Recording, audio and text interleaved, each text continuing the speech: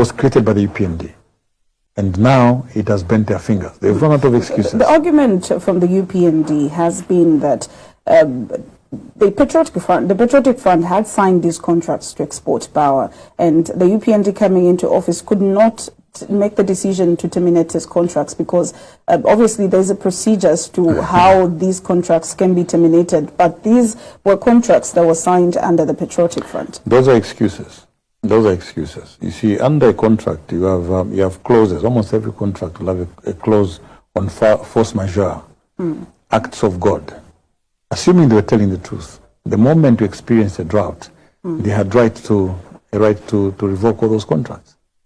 Yeah, because there's been this act of God, okay, of the drought, which will send Zambia into darkness whilst they continue exporting power. So there's nothing that stops them from stopping those contracts. We may interrogate, like I said, in our future discussions when we talk about corruption, or now expose what has been the motivation for the export of power. You saw the emergency of power trade companies, power traders, the middlemen. That is what has been motivating the export of power, not necessarily the clauses in the contracts.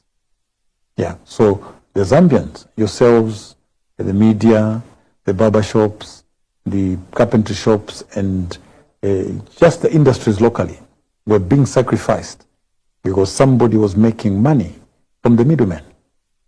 Don't forget, Lobisa, that Minister of Energy came to Parliament and convinced the citizens that we should have emergency tariffs to approve the hike in tariffs in this interim period to facilitate import of power. And the reasoning there was, what would you rather have? Expensive power or no power at all? So people were persuaded. People said, okay, we can approve these emergency tariffs. After all, when the situation normalizes, we'll go back to the old tariffs. And we did approve those tariffs. Power is very expensive today, but do you have power?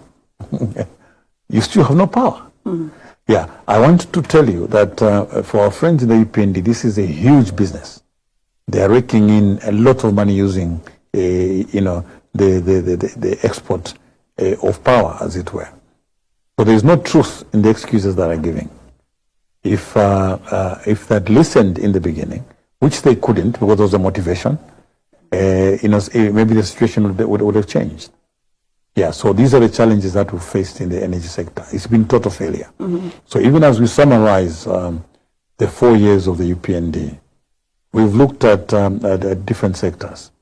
Tourism, I think, is one of the